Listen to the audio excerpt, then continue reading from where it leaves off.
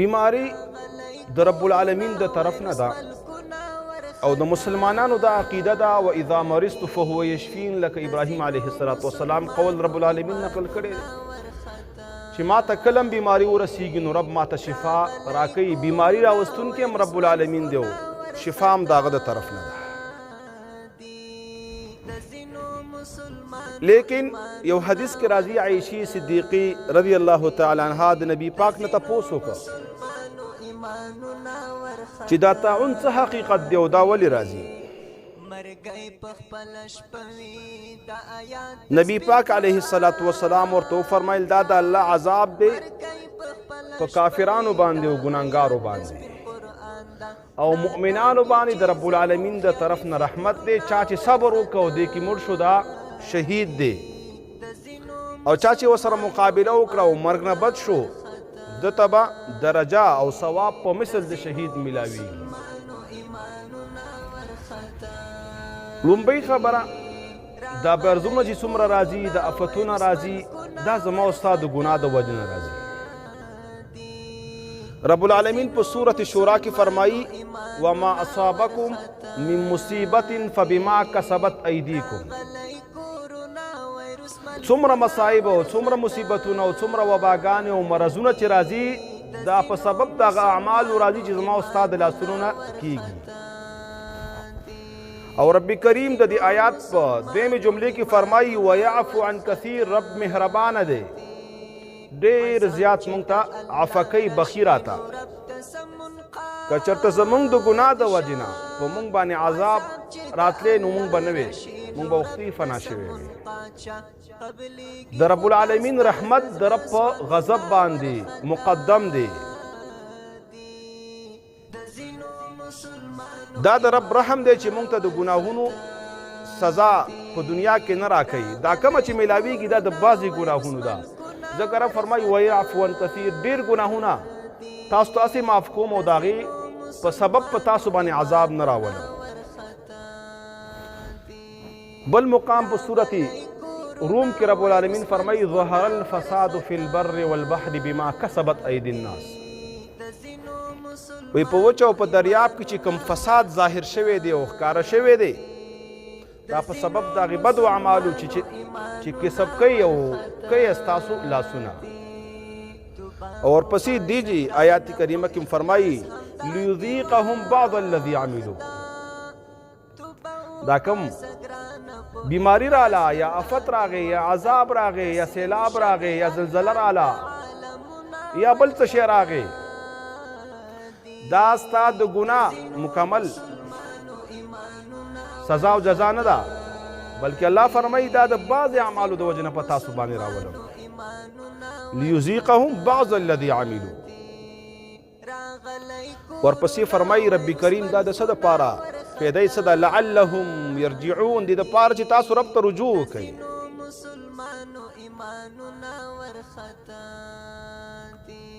بالتوبه د خپلو ګناهونو نه توبه وباسئ، بترک المعصیه ګناهونه پرېږدئ. لہذا مونږ باندې چې کوم ګناهونو د وجې نه کوم عذاب د رب د طرف نه راغلی دی د هغې یو علاج ګناه پرېښودل دي، د هغې یو علاج د ګناهونو نه توبه ویستل دي. د طاعون او د وبا یو لوی تاریخ دی، د دې نه مخکې په ډېرو ملکونو باندې دا راغلی دی. بدایه و نهایه کې لیکي چې امام ابن کثیر کتاب دی یو وبا راغلی و د عمر فاروق رضی الله تعالی عنه په دور کې ته وبا او طاعون عمواس وي، او دا عمواس علاقه د عراق او شام په منځ کې، او نبی پاک علیه السلام دور ته نږدې وخت و 18 کال د هجرت و. دا بیماری پوره یو میاشت چلیدلې وه،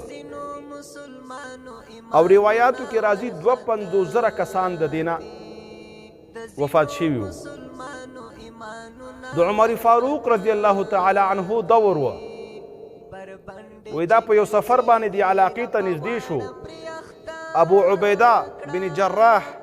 چې امین د دې امت ورته لقب کې ښودلی شوی دی هغه ورته مخې ته راغی ملاقات نه پس عمر فاروق رضی الله تعالی عنہ واپسې وکړه ابو عبیده فرمایي چې ته ولې د ښار داخل ته نه راځې ته د مرګ نه یریږي ته د تقدیر نه تیښته کې عمر فاروق رضی الله تعالی عنہ ورته ډېر ښایسته جواب وکړ وایي زه د رب د تقدیر نه د یو تقدیر نه بل تقدیر طرف ته ځم چې هر څه کېږي د رب العالمین په تقدیر باندې کېږي څه لیکلي دي زما دپاره عبدالرحمن بن عوف صحابي دغه مقام کې موجود و هغه ورته وفرمایل چې نبی پاک فرمایلی چې په کم کلي کې یا په کم ښار کې یا په کم ملک کې دا بیماری راشي که ته په هغې کلي کې دننه یې نو اوځمه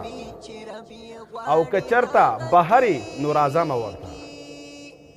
نن مونږ کې د اعمال کمزوري دي چینه باندې چې کله دا بیماری راله هغه اول په دغه حدیث باندې عمل وکړه چې کوم د نقل و حرکت وسایل دي جاز دی یا ټرین دی یا نور دی هغه ټول معطل کړل الحمدلله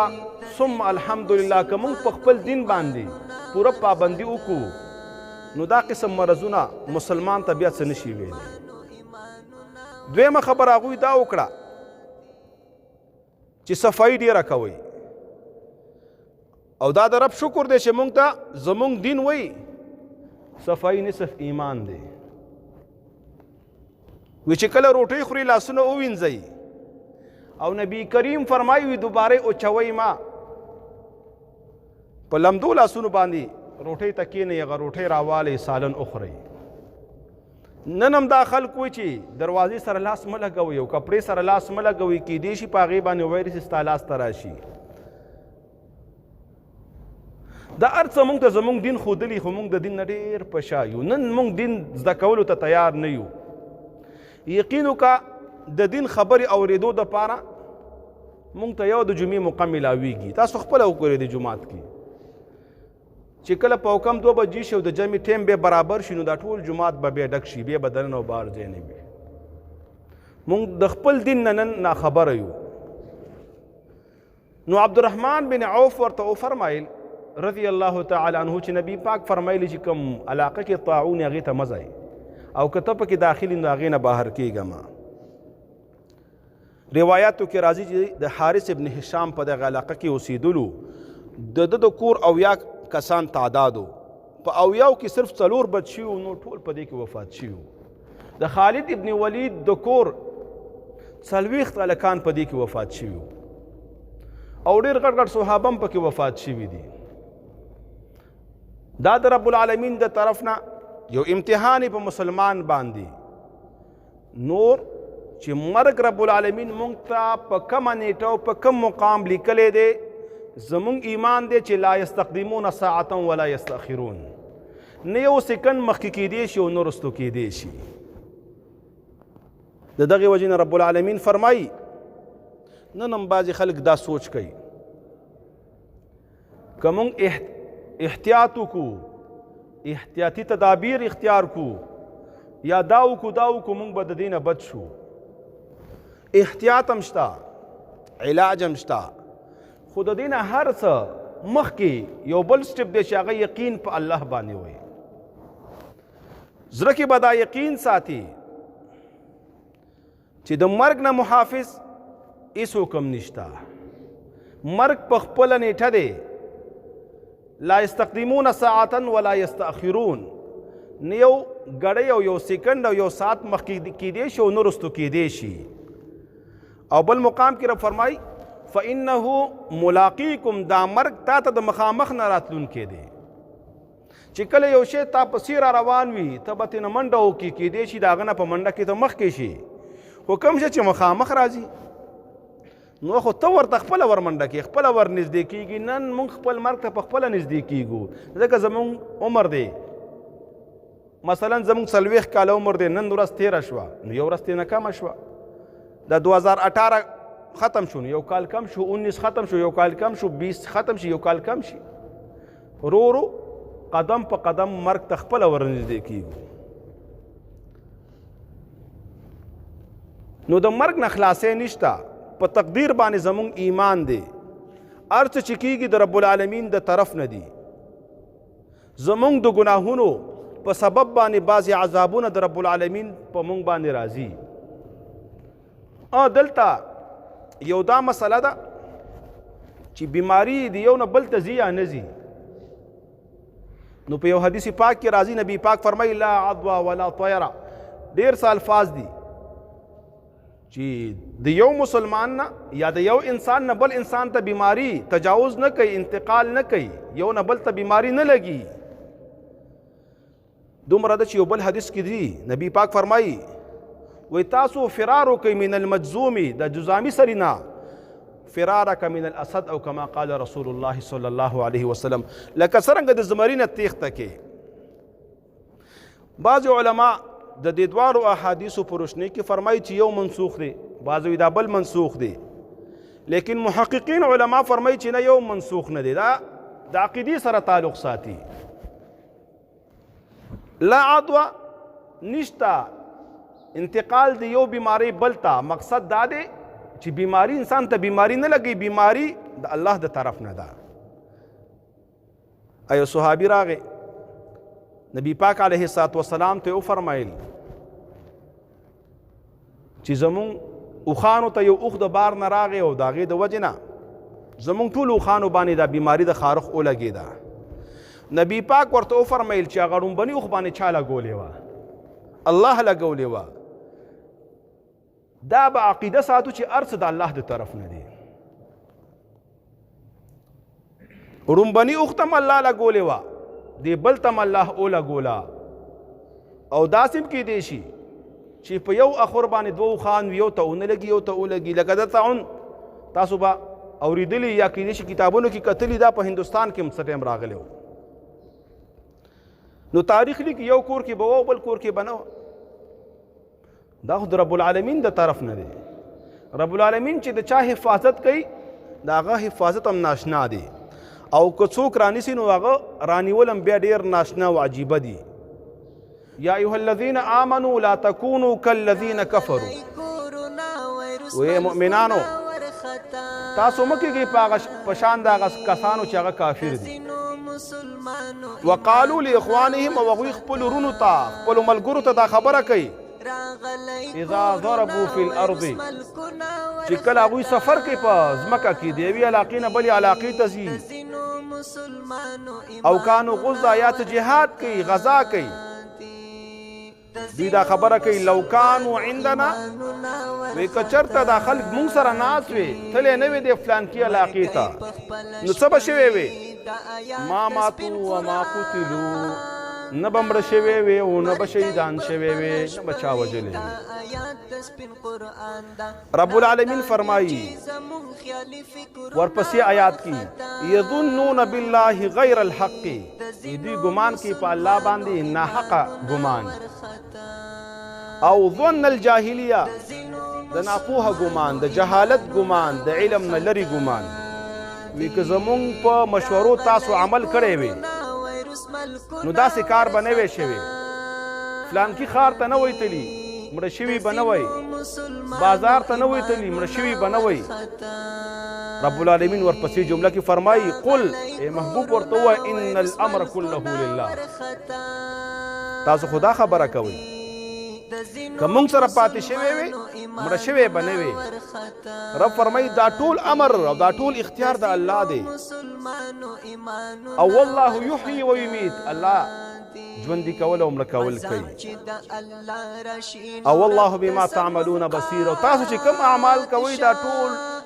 د الله په علم کې دي، الله ګوري. او بل مقام کې رب العالمین فرمایي قل لو کنتم فی بیوتکم. دا آیاتونه اصل کې د بدر د غزا سره متعلق دي، او چې کله مؤمنان د بدر غزا ته ووتل او نږدې شول نو د رئیس المنافقین عبدالله بن ابی بن سلول په مشرۍ کې یوه ډله د منافقانو د نبی پاک نه واپس شول، او هغوی دا خبرې بیا شروع کړې. او چې کله اوږده واقعه ده صحابو ته په هغې جنګ کې د شهادت موقع میلاو شوه او شهادت ورته نصیب شو او یا کسان شهیدان شول نو دوی دا خبرې شروع کړي نو رب العالمین د هغې په جواب کې وفرمیل قل لو کنتم فی بیوتکم وایي که چېرته تاسو په کورونو کې وئ او ستاسو مرګ رب العالمین هغه مقام کې لیکلی و لبرز الذین کتب علیهم القتل وی خامخا وتی به وی تاسو هغه مقام ته کوم مقام کې چې تاسو ته رب العالمین قتل لیکلی و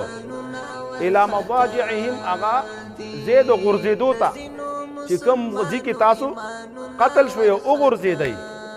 هغه ځای ته به خامخا تللي وئ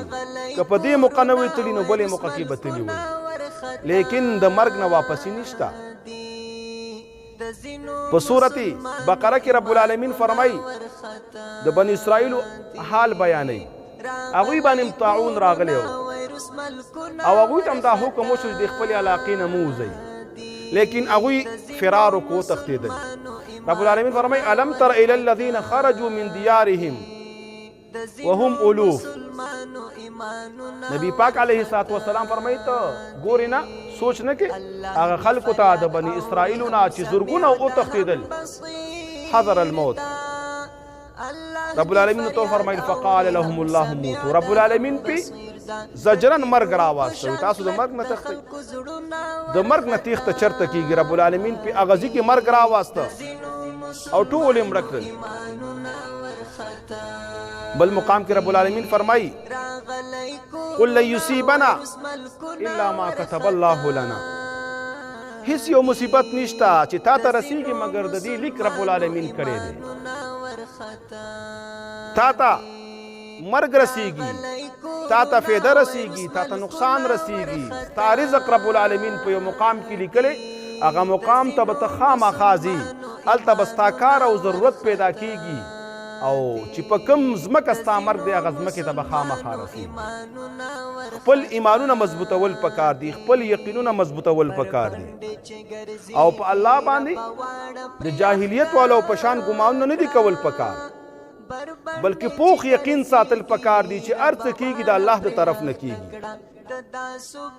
او د هر څه مالک رب العالمین دی او زه په تیښته باندې او یا په یو ځای کې د ایسارېدو نه د مرګ نه نشم بچ کېدی یو بل مقام کې رب العالمین فرمایي اینما تکونو یدرککم الموت په کوم مقام کې چې تا به راګیرئ مرګ چې کله ستا پوره راشي ولو کنتم فی بروج مشیده اگر که په مضبوطه قلعه کې مضبوط مکان کې او ډېر اسباب د سره پراته دي لیکن چې کله ستا نیټه برابره شوه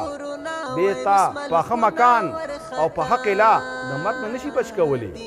بلکې تا ته به خامخا مرګ راځي کوم مرګ چې رب العالمین تا ته لیکلی دی ستا مرګ ستا نه واپس کیږي بلکې الله باندې یقین ساته او دا ایمان ساته چې ژوند او مرګ د الله په لاس کې دی یو بل مقام کې رب العالمین فرمایي ما اصاب من مصیبت فی الارض ولا فی انفسکم ما اصاب من مصیبت وی هیڅ یو مصیبت هیڅ یو انسان ته نه رسیږي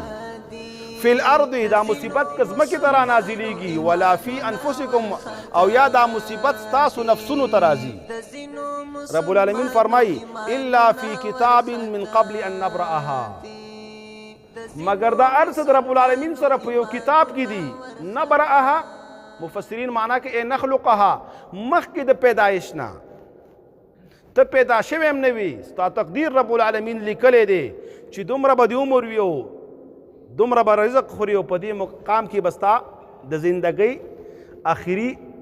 ساعتونه تیریږي او دې مقام کې به تا نه بیا ساه اخیستلی کېږي نن هم که څوک سوچ وکړي چې دا څنګه کیدی شي زه پیدا نه یم او زما نه مخکې دا رب العالمین فرمایي او یو حدیث کې نبی پاک علیه السلام فرمایي د هر بنده د پیدایش نه 50,000 کاله مخکې د تقدیر لیکلی شوی دی نو که ته وایې چې دا خو ډېر مشکل کار دی رب فرمایي ستا ذهن کې به مشکل وي ان ذلک علی الله یسیر سورت حدید 22 نمبر آیات دی وایي دا هر څه د الله په نسبت باندې ډېر زیات اسانه دي رب العالمین تقدیر کړی دی او تقدیر هم ویلی شي علم الله سابق د الله هغه علم چې مخکې نه رب کریم ته د دې مخلوقاتو علم دی چې دا فلانکې به پیدا کیږي او په فلانکې مقام به پیدا کیږي، دومره رزق به خوري او دې مقام کې به وفات کیږي. او ورپسې رب العالمین بیا فرمایي وعنده مفاتح الغیب، وی رب العالمین سره د غیب او خزانې دي. دا کم خبرې چې را روانې دي دې ته غیب وي، الله سره دې خزانې دي. لا يعلمها الا هو، د دې علم فقط یو الله سره دی. ويعلم ما في البر والبحر، او رب العالمین سره د وچ او د دریاب علوم دي. تر دې پورې رب العالمین فرمایي وما تسقط من ورقة، وی د یوې ونې نه یو پاڼه هم نه غورځېږي. الله باندې یقین وکړئ، د یوې ونې نه یو پاڼه هم نه غورځېږي. دا سوچ هم مه کوئ چې ما تا ته مرګ لیکلی شوی دی او په خپلو څو اسبابو باندې به بچ شو د مرګ نه. اسباب اختیارول دا جایز دي. دا دنیا کې رب العالمین مونږ او تاسو ته رالیږلي دي، علاج مسنون دی، لیکن په اسبابو باندې یقین کول دا د ایمان ضعف دی. په دې زړه کې چې د کوم ایمان دی هغه کلک کا. یو مقام کې یو واقعه راځي، خالد ابن ولید ته زهر پیش کړی شو. خالد ابن ولید وی که تاسو ما ته دا راکوئ او زه دا اوس کما نو تاسو به یقین وکئ. څه قیدیان پرېښودلو مسله وه. هغه به دعا وویلې بسم الله الذي لا يضر مع اسمه شيء في الارض ولا في السماء درې ځل، او بیا زهر اسکل. هېڅ اثر یې په هغه باندې ونه کړ. دې زهرو کې اثر اچوونکی څوک دی؟ اسمانونو والا دی. اور سوځول کوي، ابراهیم علیه السلام یې ونه سوځاو. سمندر وړل کوي، موسی علیه السلام چې کونټې وغورځوله سمندر ورته لارې پرېښودې. چاړه غوڅول کوي، اسماعیل علیه السلام باندې چاړه راښکاږي، ابراهیم علیه السلام. په هر شي کې مؤثر حقیقي یو الله دی، او دا د الله عذاب دی. ابرهه پسې واړه واړه مرغان رالیږلي وو، واړه واړه مرغان. نمرود پسې یو ماشی رالیږلی وو. نن هم کرونا 19 باره کې ډاکټران فرمایي چې دا یو ژوندی جراثیم دی. جراثیم چې څومره دا ژوندي دا مړه نه وي، او رب فرمایي هر شي ته ژوند ما ورکړی دی. د دې خالق الله دی. ستا ټکنالوژي چیلنج کړه نن، ستا سپر طاقت نن چیلنج کا. ورشه هغه ساینسدان ته ووایه ته چېرته یې ننه؟ تا چې د رب مخې ته بغاوت کاو، تا چې د قرآن مخالفت کاو، چې تا په ټکنالوژي باندې یقین او په الله باندې دی، نو راشه معمولی وایرس دی، د نمروز د ماشي برابر دی. د ابرهه لښکر یې په اوړو کې مرغۍ دغه کړی و. مسلمانه مه یېرېږه، مسلمانه داسې مه یېرېږه چې زه به مړ شمه. تاسو ته ما حدیث ولوسته، که مرګ راغی په طاعون باندې، نبي پاک فرمایي دا شهادت دی چې رب دې بچ کوي، بیا دې څوک هم نشي مبتلا کولی، او که رب دې پکې اخته کوي بیا یو ځي کې هم نشي بچ کېدی. نو رب العالمین فرمایي وما تسقط من ورقة، ته خو انسان یې، که ته مړ کېږي ستا علم الله سره ضرور شته، خو په دشت او بیابان کې که یو ونې نه یو پاڼه هم راغورځېږي، دا هم د الله په علم کې ده. او ورپسې فرمایي ولا حبه، یوه دانه ده او په پټي کې پرته ده، او د پاسه پې خاورې دي، د هغې علم هم رب سره شته، ځکه دا دانه هم ژوندی ده. د هر ژوندي شي نه یو شی راوځي. او ورپسې فرمایي ولا حبة فی الظلمات، مختلفې تیارې دي، شپې تیاره ده، د ځنګل تیاره ده، د ونو تیاره ده، خاوره پې پرته ده، د هغې تیاره ده، د هغې د پاسه خځلې پرتې دي، هغه تیاره ده، هغه هم د الله په علم کې دي.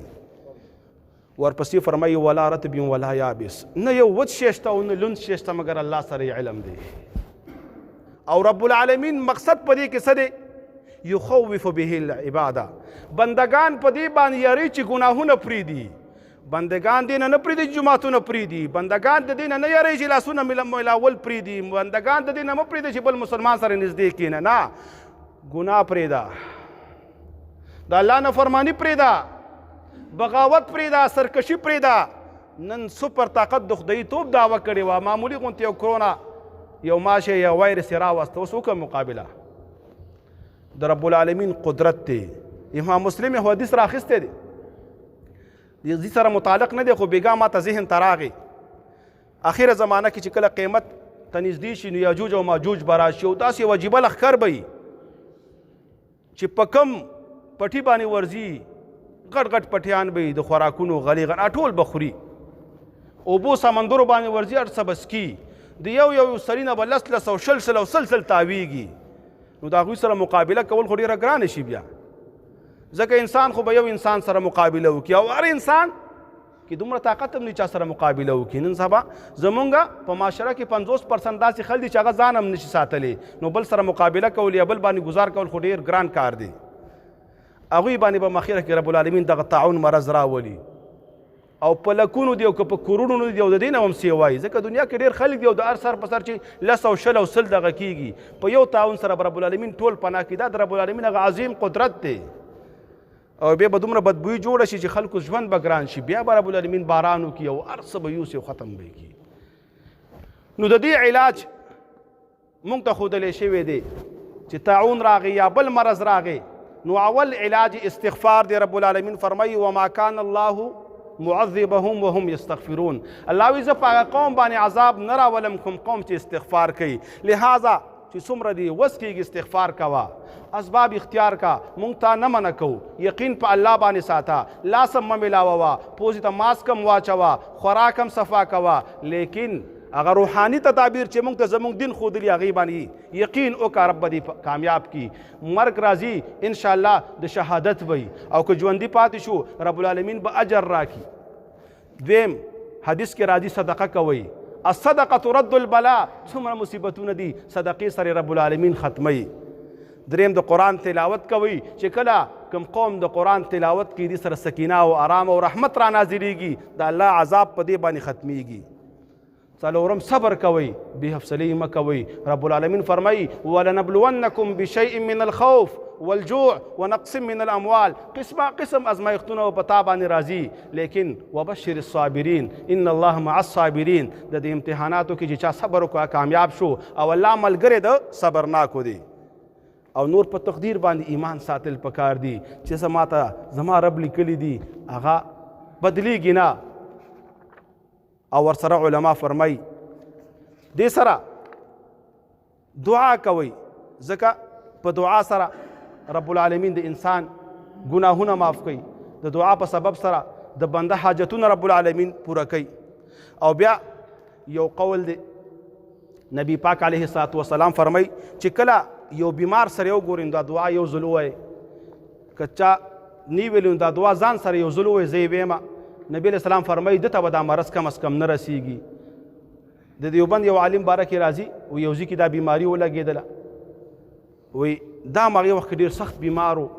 وی ډاکټرانو ویل دا اثرات د بیمارۍ په تا کې هم ښکاره شو هغه ویل دا بیماري ما ته نشي لګېدی چې کله یې ټسټونه وشو واقعي هغه بیماري هغه ته نه ولګېدلې بیا ویل ډاکټر د هغه نه تپوس کوي چې تا څنګه په دعوې سره ویلې چې دا بیماري ما ته نشي لګېدی وایي ځکه ما ته زما پیغمبر ویلي چې کله د یو بیمار او مبتلا کس وکاته دا دعا ووایه د هغې نه به تا الله بچو ساتي نو دا دعا ده الحمدلله الذي عافاني مما ابتلاك به وفضلني على كثير ممن خلق تفضيلا دا دعا چې چا ولوستل انشاءالله الله به محفوظ ساتي یارې مه خوروئ او یو قصه ده فرضي واقعات دي بعضې لږ ستاسو د فهم دپاره ویم و یو ځل طاعون په یو لار روانو یو علاقې ته ته وایي چا ترې نه پوښتنه وکړه چې طاعون کاکا په کومې ځای وځم د فلانکې علاقې ته وایي څه به کوي پوله 10,000 کسان به دې نه مړه کوم الله دا لیکلي دي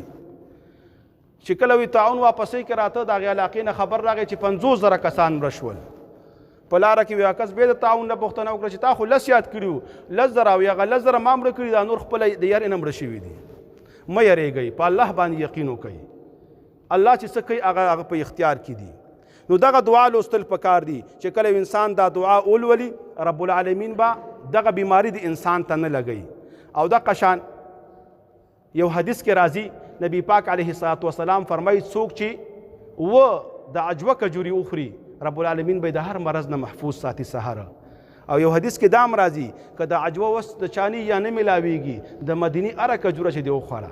او ورسره دام راځي که د مدینی کجوره نه میلاویږي که د هرې علاقې کجوره یو خامخا یریږي نو سحر دغه و کجوري وخوره نور دواګانې هم دي یو حدیث بلم دی نبی پاک علیه الصلاة والسلام فرمای څوک چې د سورت بقره اخري 2 آیاتونه آمن الرسول او لا یکلف الله دا آیات وینو حدیث کې راځي کفتا دا 2 آیاتونه به ته د هر څه نه کافي شي. د دې یو معنا بعضې مفسرین دا کوي چې رب العالمین به ورته د هر مرض نه دا کافي کی. نو دغه صورتونه لوستل پکار دي. نور یقین په الله باندې ساتل پکار دي. هر څه د رب العالمین د طرف نه دي. او حدیث پاک دی که طاعون د وجې نه څوک مړ شو نو هغه مرګ د شهادت دی. او که څوک ژوندی پاتې شو صبر او استقامت سره زندگی تېره کړه نو رب العالمین به دته د شهید اجر ولیکي. رب العالمین ته متوجه کېدل پکار دي. ګناهونه پرېږدئ، استغفار خپله وظیفه وګرځوئ، په خپل زندګۍ باندې نظر وکړئ رب زموږ نه څه مطالبه کوي. یو ځل په کوفه کې زلزله راله، عبدالله ابن مسعود په هغې مقام کې ژوندی و. هغه وفرمایل چې رب ستاسو نه طلب د توبې کوي. نن هم په د عذاب چې راغلی الله زموږ نه د توبې مطالبه کوي. راشي الله ته متوجه شو، هر څه د الله په اختیار کې دي، که مرګ دی او که ژوند دی انشاءالله رب العالمین به زموږ حفاظت کوي او د ټول امت مسلمه حفاظت به کوي. منځونه کوئ، عبادتونه کوئ، صدقات ورکوئ او چې کوم مسنون اذکار دي دا په پابندۍ سره وایي. څومره چې د ګناه اسباب دي د کورونو نه لرې کوئ، تا سره د ځان نه لرې کا. څومره ګناهونو کې چې مبتلا رب مهربانه دی توبه وباسه، رب العالمین به درنه رضا شي. وصلی الله تعالی علی خیر خلقه محمد و علی آله و صحبه اجمعین.